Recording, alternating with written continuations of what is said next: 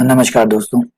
ये हमारा lecture number 2 है और जैसा कि मैंने पिछले लेक्चर में आपको बताया था कि इस बार हम अवकल गणित वाली जो बुक है अगले लेक्चर में वो स्टार्ट करेंगे। तो अवकलन गणित जो है ये जो बुक है इस बुक के साथ एक बुक और है समाकलन। ये हमारा पेपर नंबर 2 है। हम पेपर नंबर 2 स्टार्ट कर रहे हैं। सेकंड पेपर जो है वो स्टार्ट कर रहे हैं, है ना। पेपर 2 पहले स्टार्ट कर रहे हैं अपन। तो ये हमारा पेपर सेकंड है और पेपर सेकंड में 2 बुक्स है। मैंने आपको पहले ही बता चुका हूँ कि जो सिलेबस है उसकी सबकी जानकारी मैंने आपको लास्ट लेक्चर और उससे लास्ट लेक्चर में दे चुका हूँ। तो यहाँ 2 बुक है। एक बुक का नाम तो है अवकलन जो आज हम स्टार्ट करने जा रहे हैं, जिसमें 3 यूनिट होंगे। इसके साथ एक बुक और होगी समाकलन जिसमें 2 यूनिट होंगे और 1 यूनिट का मतलब है आपके पास टोटल 4 क्वेश्चन आएंगे। जब आप 1 यूनिट की बात करते हैं तो हम कहते हैं कि यूनिट यूनिट का मतलब है उसमें कुछ टॉपिक होंगे, वो टॉपिक्स आपको पढ़ने होंगे सारे।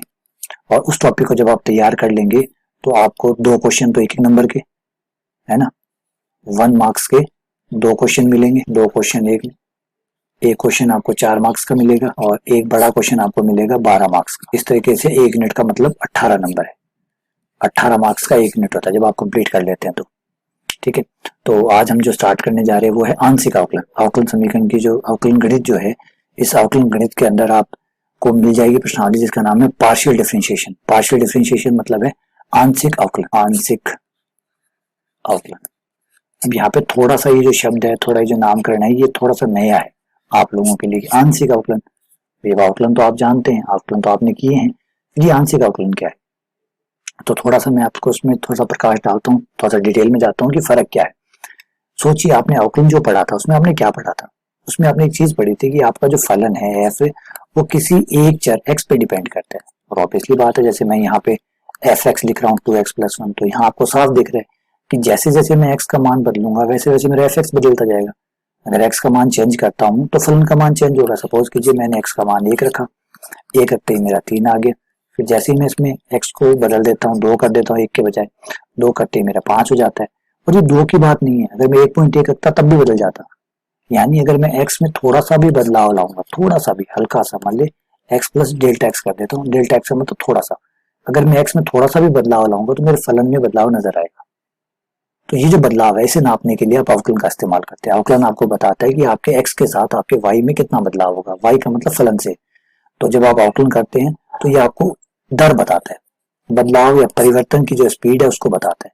ये आपको बताता है कि आपका जो x है उसके बदलने पर, आपका हल्का सा x बदलने पर आपका y में कितना बदलाव होगा। ये बदलाव को दर्शाता है, परिवर्तन को दर्शाता है, चेंज को दर्शाता है, या फिर से कहता है रेट ऑफ चेंज को दर्शाता है, परिवर्तन की दर को दर्शाता है। ठीक है, ये dy/dx होता है। लेकिन थोड़ी सी प्रॉब्लम यहाँ पे आती है, हमारा जो पहले पढ़ा हुआ है वो थोड़ा सा लिमिटेड है। लिमिटेड इसलिए कि हमने ये मान के चला है कि हमारा फलन सिर्फ x पे डिपेंड करता है, हमारा फलन जो है वो x पे डिपेंड करता है। लेकिन बेटा ऐसा तो होता नहीं है। हाँ, एक फलन वाले भी हैं हमारे पास, एक चर वाले फलन भी बहुत है, लेकिन 2 चर वाले फलन भी हैं हमारे पास, 3 चर वाले भी है, 4 चर वाले भी है, 5 वाले भी है, हमारे पास से ज्यादा भी है, एक से ज्यादा भी है। इसे एक एग्जांपल से समझिए, मैं आपको एक एग्जांपल समझाता हूँ जिससे ये सारी बात आपको समझ में आ जाएगी। सपोज कीजिए आपके पास एक वृत्त है, कल्पना कीजिए आपके पास एक वृत्त है। ठीक है, अब मैं आपसे पूछूंगी वृत्त का क्षेत्रफल कितना होता है। अगर इसकी त्रिज्या r है तो वृत्त का क्षेत्रफल कितना होगा। तो आप कहोगे सर πr², a बराबर πr²। अगर a मैं क्षेत्रफल से दर्शाता हूं तो a बराबर πr² हुआ। अगर a बराबर πr² है तो ये साफ दिखाता है कि जो a है वो किस पे डिपेंड करता है, r पे। क्योंकि अगर मैंने वृत्त को छोटा या कर दिया या बड़ा कर दिया तो क्षेत्रफल थोड़ी उतना रहेगा। ये देखिए, ये मैंने छोटा कर दिया, अगर मैं इसे बड़ा कर दूं तो अब क्या क्षेत्रफल अब कम हो जाएगा या ज्यादा हो जाएगा। तो बिल्कुल होगा। जैसे जैसे मैं रेडियस को कम कर रहा हूँ, ये जो r है इसको बढ़ा रहा हूँ या घटा रहा हूँ, तो उसके अकॉर्डिंग मेरा जो एरिया है वो कम या ज्यादा हो रहा है। इसका मतलब मेरा जो एरिया है ए, वो फलन है किसका, r का, क्योंकि वो r पे डिपेंड कर रहा है। कैसे डिपेंड कर रहा है, πr²। आप r का स्क्वायर करते हैं, उसे पाई से गुणा कर दीजिए, आपका a का मान आ जाएगा। तो इसे फलन कहते हैं। कोई जरूरी नहीं फलन का नाम f ही हो, फलन का नाम f होना जरूरी नहीं है। f तो हम नॉर्मली लिखते हैं, आदत है हमें लिखने की, इसलिए फलन तो हर चीज है। हर चीज आपका, अगर बैंक में जाते हैं तो आपको जो ब्याज है वो किस किस बात का फलन है। आपका जो ब्याज, आप जो बैंक में जाकर बैंक खाते में जो आपका ब्याज वो आता है, वो ब्याज किस बात का है कि आपने खाते में कितने जमा करा रखे, कितने सालों से जमा करा रखे, और बैंक जो है वो कितने % आपको ब्याज देती है। इन तीनों चीजों से आपका ब्याज कैलकुलेट होता है। तो आपका ब्याज जो है वो फलन हुआ, है ना। आपका जो ब्याज हो, फॉर एग्जाम्पल इसे बोलते हैं इंटरेस्ट। आपका जो इंटरेस्ट है वही फंक्शन है किसका, प्रिंसिपल मतलब मूलधन, आपने कितना जमा करा रखा है। नंबर 2, बैंक किस रेट से आपको ब्याज देगी, बैंक ने क्या एग्रीमेंट किया आपके साथ, 2% का 4% का वो रेट, फिर आपने कितने टाइम के लिए वो पैसे उसमें छोड़े, हुआ नहीं हुआ। तो आई जो है वो इंटरेस्ट एक फंक्शन है किसका, PRT का, principal and rate and time. Same ऐसे यहाँ पर आपका जो वर्थ है उसका जो एरिया है ए, वो रेडियस का फंक्शन है आर का, आर पे डिपेंड कर रहा है पाई आर स्क्वायर, आर जो भी रखोगे उसके हिसाब से तय होगा, हुआ। तो यहाँ पे इसका मतलब आप दिख रहा है आपको कि ये फंक्शन है लेकिन एक चर का फंक्शन, एक वेरिएबल का है। लेकिन जैसे मैंने भी कहा बेटा एक ही वेरिएबल के नहीं होते, अलग अलग फंक्शन अलग अलग वेरिएबल के भी होते हैं, तब क्या हो। इसका दूसरा एग्जांपल उठा के देखते हैं, बेलन। बेलन का एग्जांपल लेते हैं, बेलन यानी सिलेंडर। ये हमने एक सिलेंडर बना लिया। अब जो सिलेंडर होता है, जो बेलन होता है, वो दो चीजों पर डिपेंड करता है, एक तो उसकी त्रिज्या ये कितनी है और एक इसकी ऊंचाई ये कितनी है। इन दो बातों से ही इसकी हर चीज कैलकुलेट होती है। फॉर एग्जाम्पल अगर इसका एरिया निकालना है, इसका जो वक्रपृष्ठ एरिया है, मतलब ये जो ऊपर ऊपर वाला एरिया है, अगर आपको ये निकालना है तो आपका एरिया जो होता है वो 2 पाई आर एच होता है। इसका मतलब आपका जो एरिया है वो आर और एच पे डिपेंड करता है। इसका मतलब आपका एरिया फंक्शन है आर का और एच का। सिर्फ आर बताने से आप एरिया नहीं निकाल सकते। अगर कोई बेलन है उसका मैं आर आपको बता दूं तो क्या आप उसका एरिया बता सकते हैं। मैं आपसे कहूँ कि मुझे ड्रम बनाना है जिसकी त्रिज्या 1 मीटर होनी चाहिए, तो क्या बेलन आप मुझे वो ट्रंक बना के वो जो डब्बा है वो बना के दे सकते हैं, तो नहीं बना सकते। आप हाइट और पूछोगे, बिना रेडियस और बिना हाइट के, बिना त्रिज्या और बिना ऊंचाई के आप मुझे उसका एरिया नहीं बता सकते, क्योंकि वो दो पे डिपेंड करता है। ऐसे वॉल्यूम को आ जाइए, इसका आयतन आ जाइए, आयतन भी इसका आर और एच पे डिपेंड करता है। कैसे, पाई आर स्क्वायर एच। इसका मतलब वी जो है वो दो का फलन है आर और एच का, लेकिन क्या दो के फलन ही होते हैं, दो से ऊपर के नहीं होते। तो थोड़ा सा और आगे चलते हैं, घनाभ की बात करते हैं। इस बार हम घन और घनाभ की बात करते हैं, क्यूबॉइड की बात करते हैं। जब हम घनाभ में आएंगे, ये घनाभ ले लीजिए, ये घनाभ है। घनाभ अपनी तीन चीजों की वजह से जाना जाता है, उसकी लेंथ कितनी है, उसकी जो लंबाई है वो कितनी है एल, इसकी चौड़ाई कितनी है बी, और इसकी हाइट कितनी है एच। जैसे आपका कमरा, आपका कमरा आपकी लंबाई और चौड़ाई से आपका फर्श बन सकता है। अगर आप किसी को काम करने वाले किसी को बुला के लाते हैं मिस्त्री को और आपसे काम करवाते हैं, तो आप उसको अगर लंबाई और चौड़ाई बताते हैं तो फर्श तो बना सकता है, लेकिन दीवारें खड़ी नहीं कर सकता, क्योंकि दीवार के लिए उसे ऊंचाई भी चाहिए होती। तो लंबाई चौड़ाई ऊंचाई तीनों मिला के आपका कमरा तैयार हो सकता है। तो अब आपका जो कमरे का आयतन है, अगर आपका जो कमरा है उसका आयतन जो है वो तीन चीजों पर डिपेंड करेगा, एल पर, बी पर और एच पर, और वो बराबर होगा L B H, L into B into H. अब मैंने सोचिए अगर कमरे की मैं लंबाई बढ़ा देता हूँ तो कमरे का आयतन बड़ा हो जाएगा नहीं हो जाएगा। अगर चौड़ाई बढ़ा दूं तो, अगर ऊंचाई बढ़ा दूं तो लंबाई चौड़ाई ऊंचाई बढ़ाते उसके अंदर की जो हवा है वो ज्यादा आने लग जाएगी, और कम कर दूंगा तो कम आने लग जाएगी। तो सेम बात है। तो ये तीन पर डिपेंड करता है। इसका मतलब तीन चरों वाले फलन भी होते हैं। तो ये एक चीज समझ में आ गया आपको कि तीन चरों वाले फलन। अब आ जाइए चार चरों वाले फलन पे बात करते हैं। चार चरों पे वाले फलन का मतलब है कि अभी जैसे फॉर एग्जाम्पल मेरा ले लीजिए, मैं भी कहाँ पे हूँ, मैं भी कहाँ बैठा हूँ, तो उसे बताने के लिए, मेरी पोजीशन बताने के लिए आपको चार चीजों की जरूरत पड़ेगी। मेरा एक्स कोऑर्डिनेट क्या है, मेरा वाई कोऑर्डिनेट क्या है, मेरा जेड कोऑर्डिनेट क्या है।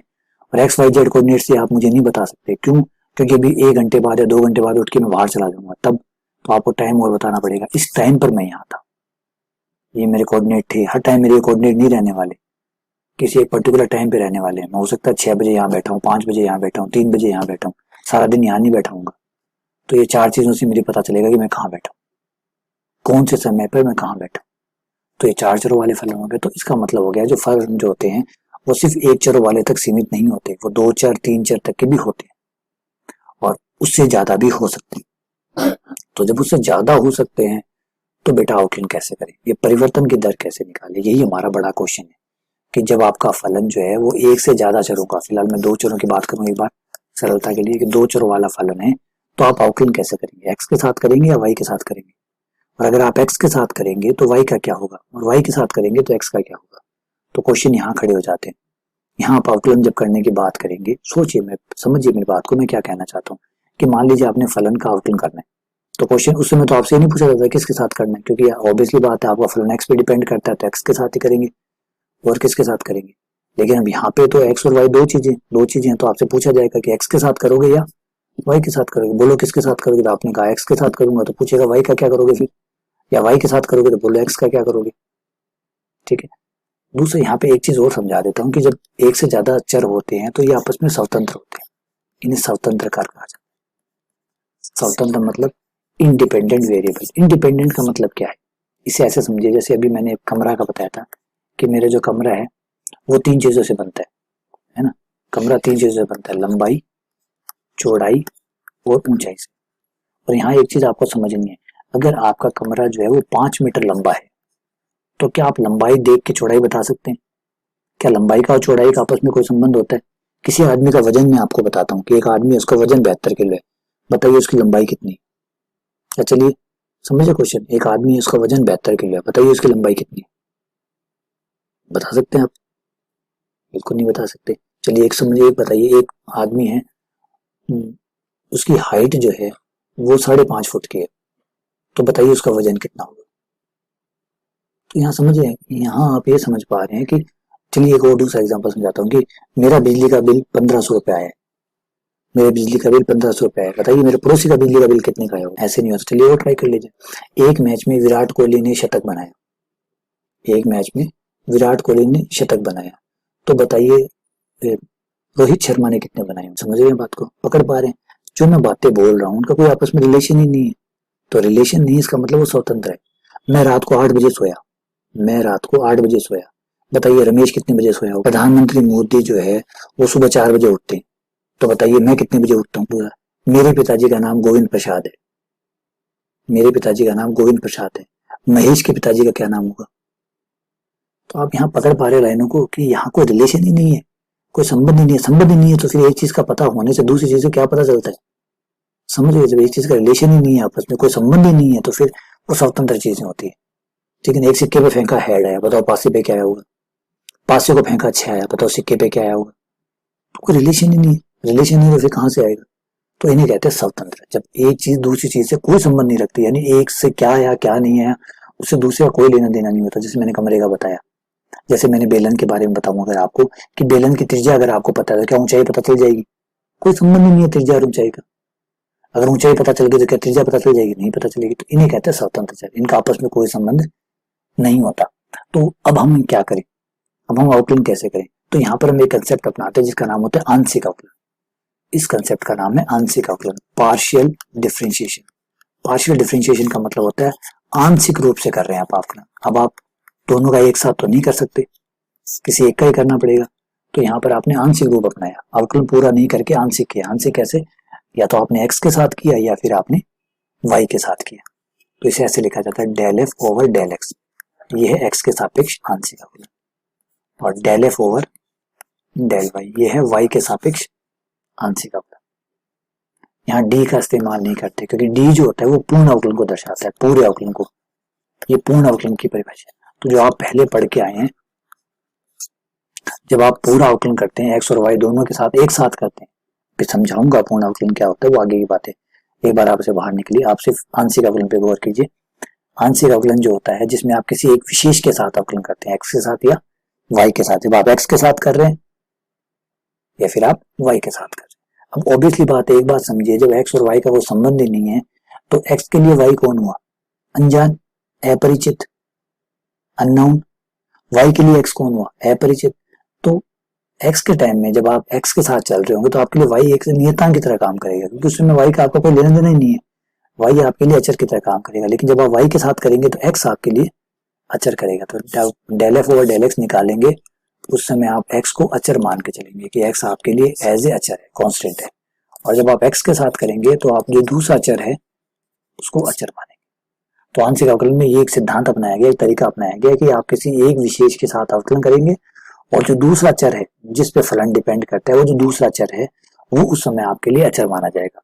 अब अगर मान लीजिए आपका फलन जो है वो 3 चरों का है, अगर आपका फलन जो है वो 3 चरों का है, सपोज कीजिए जी एक फलन है, वो 3 चीजों पे डिपेंड करता है, एक्स वाई एंड जेड पे।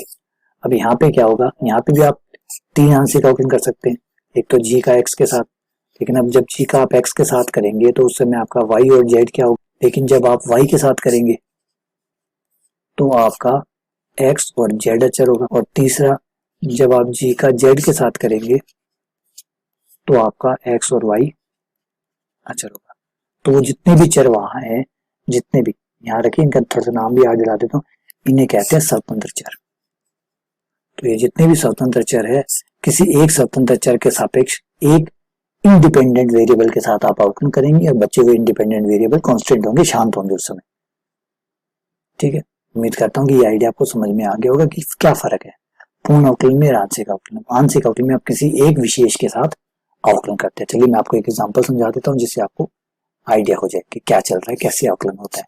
मैंने अवकलन के रूल नहीं बदले, मैंने कोई भी अवकलन के रूल नहीं बदले, जो पहले थे अभी भी वही है, बस मैंने सिर्फ एक चीज में बदलाव किया, एक छोटी सी चीज में। मैं किसी एक विशेष के साथ मैं अवकलन करूंगा, किसी एक के साथ। उस समय जो दूसरा स्वतंत्र चर है वो नियतांक रहेगा, अचर रहेगा। बस देखिए, ये over del F over del X में निकालने जा रहा हूँ। याद रखिएगा इसका नाम होता है डेल, आप इसे डेल कहते हैं, del DEL, del, del F over del X. और बाकी कोई जिक्र नहीं, कई इसे पार्शियल भी कहते हैं, partial derivative of F with respect to X, है ना। जो अंग्रेज होते हैं वो इस भाषा में बोलते हैं partial derivative of F with respect to X, इसे पार्शियल डेरिवेटिव कहते हैं। आंशिक अवकलन तो है, क्या गलत कहा उन्होंने, पार्शियल डेरिवेटिव कहा, आंशिक अवकलन नहीं कहा। तो del F over del X, ठीक है, हम del F over del X छोटा नाम है इसलिए इस तरीके से बोलते हैं, कोई दिक्कत नहीं है। वो डिपेंड करता है कि आपको टीचर जिस भाषा में पढ़ाता है आप उस भाषा में याद रख लेते हैं बस। तो del F over del X निकालेंगे तो याद है उसमें आपके लिए वाई कांस्टेंट रहेगा। तो आप क्या करेंगे, जो वाई है उसे बाहर छोड़ देंगे, जैसे आप नियतांकों को छोड़ते हैं। वाई आपका नियतांक है, नियतांक अवकलन से बाहर आ जाता है, तो वाई बाहर आ गया। एक्स स्क्वायर का अवकलन हो गया 2x प्लस, यहाँ से भी वाई स्क्वायर बाहर आ गया क्योंकि आप एक्स के साथ कर रहे हैं, एक्स का 1, फिर यहाँ भी वाई बाहर आ गया, एक्स का अवकलन 1। ये लीजिए ये अवकलन। तो आपने वाई के साथ कैसा ट्रीटमेंट किया, आपने वाई को एज ए कांस्टेंट मान के चले, वाई को अवकलन से बाहर ले लिया। अब अगर आप वाई के साथ करते तो क्या होता, तो बिल्कुल सीधा जवाब वही होता जो एक्स ने वाई के साथ किया, तो वाई एक्स के साथ करेगा। एक्स स्क्वायर बाहर, वाई का अवकलन 1, एक्स बाहर, वाई स्क्वायर का अवकलन 2y, एक्स बाहर, वाई का अवकलन 1।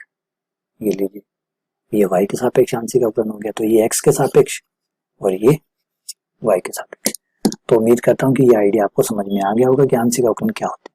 तो आंशिक अवकलन किसी एक विशेष के साथ, जितने भी स्वतंत्र चर है, देखिए अगर एक ही चर हुआ तो आंशिक अवकलन में और मेन अवकलन पे जो आप नॉर्मल अवकलन करते हैं उन दोनों में कोई अंतर नहीं होगा। सपोज कीजिए आपका जो फंक्शन है वो एक चर का है, एक ही चर का एक्स का। अब यहाँ पर आप आंशिक अवकलन कीजिए तब भी आपको वही आंसर मिलेगा जो आप पूर्ण अवकलन करके जैसे पूरा करते थे उस अवकलन से मिलेगा। ये दोनों चीजें एक ही होगी। फर्क तो तब आना शुरू होगा जब दो चर होंगे, दो चर वाले केस में बातें बदल जाएगी, तब हम पूर्ण अवकलन अलग बात है, आंशिक अवकलन अलग बात है। तो जब आपने जो पढ़ के आए हैं आप, उस केस में अगर मैं बात करूं, मैं आपको ये जो समझा रहा हूँ उस केस के लिए समझा रहा हूँ जो आप पढ़ के आए, जो आप 12th में पढ़ के आए हैं। अगर आप वहां पे आकर आंशिक अवकलन दोबारा से लगाएं तो कोई फर्क नहीं है। इसलिए फर्क नहीं है क्योंकि एक चर की जब बात होती है तो एक चर में क्या तो आंशिक है क्या पूर्ण। अगर आपको कोई एक ही चीज है तो क्या तो उसमें से क्या चूज करेंगे आप, एक है तो एक को तो लेना ही पड़ेगा। तो अपने हमें अगर मैं आपसे कहूँ सारी चीजें ले लो तब भी वो आप एक ही उठाओगे, मैं कहूँ एक ले लो तब भी वही उठेगा। तो जब एक ही, हाँ दो चीजें हो तो आपके पास दो ऑप्शन बनते हैं। मैं कहूँ सारी उठाओ तो आप दो उठा सकते हो, मैं कहूँ एक उठाओ तो आप एक ये उठा लिया, एक उठा ली। तो दो चीजें हो तो कोई ऑप्शन बने, वरना एक चीज का क्या ऑप्शन। तो एक चीज में क्या तो आंशिक है क्या पूर्ण, वो दोनों एक ही बात है। हाँ दो चर जब होंगे तो आंशिक एक अलग चीज है, पूर्ण एक अलग चीज है। आंशिक में आप फिर आप किसी एक विशेष के साथ चलते हैं। पूर्ण दो चरों के लिए पूर्ण अवकलन जो होता है वो भी मैंने आपको नहीं बताया। दो चरों का पूर्ण अवकलन क्या होता है, कैसे निकाला जाता है, मैं आपको आगे वाले लेक्चर में बताऊंगा। दो चरों के लिए, तीन चरों के लिए, चार चरों के लिए, फिर एक से जब ज्यादा चर होते हैं तो उनके लिए पूर्ण अवकलन कैसे निकलता है, कैसे होता है, उसके बारे में बताऊंगा। फिलहाल तो मैं आपको क्या बताने जा रहा हूँ, मैं मुझे बोल रहा हूँ कि दो चर जब होते हैं तो आंशिक अवकलन पूर्ण अवकलन अलग अलग होते हैं। आंशिक अवकलन दो चर होते हैं तो आपको चुनाव करना होता है किसके साथ आप कर रहे हैं। जिसके साथ आप कर रहे हैं दूसरे वाले चर को आप नियतांक मान के चलते हैं। ठीक है, चलिए ये लेक्चर को यहीं खत्म करता हूँ। मैं लेक्चर को ज्यादा बड़ा नहीं करूंगा क्योंकि आप ऑनलाइन पढ़ रहे हैं तो थोड़ा हो सकता है परेशानी हो आपको। मैं 20 से 25 मिनट का ही लेक्चर बनाने की कोशिश करता हूँ। हाँ कोई टॉपिक अगर बीच में रह जाता है तो 30 से 35 मिनट भी चले जाते हैं, लेकिन कोशिश करता हूँ कि 30 मिनट से ऊपर लेक्चर ना आ जाए। और अगर कोई लेक्चर बड़ा भी हो तो उसे दो भाग में डिवाइड करके मैं छोटे छोटे दो टुकड़े बना लूँ, क्योंकि एक बड़ा लेक्चर कंटिन्यू देख पाना, मोबाइल पे देख पाना या लैपटॉप पे देख पाना थोड़ा मुश्किल होता है। लेकिन धीरे धीरे आपको जैसे जैसे समय बीतेगा आपको आदत होती जाएगी, घबराइए मत, आपको आदत होती जाएगी। हमेशा से मोबाइल आपके हाथ में नहीं था, किसी दिन, ये विशेष दिन से ही आपके पास मोबाइल आना शुरू हुआ है। उससे पहले भी आप बिना मोबाइल के भी रहा करते थे, और फिर जब मोबाइल आया तो आपने मोबाइल की आदत भी डाल ली। आज आप बिना मोबाइल के नहीं रह सकते, आज आप मोबाइल के साथ बहुत टाइम बिताते हैं। तो ये आपका हिस्सा बन चुका है। तो अब पढ़ने में भी धीरे धीरे आपका हिस्सा बनता जाएगा। ये बहुत अच्छा कंपेनियन है, क्योंकि ये 24 घंटे आपके पास रहता है। तो इससे बढ़िया कोई नहीं हो सकता कि ये आपको पढ़ाए, और ये आपको फिलहाल अब पढ़ा रहा है। तो चलिए, धन्यवाद। बाकी अगले लेक्चर में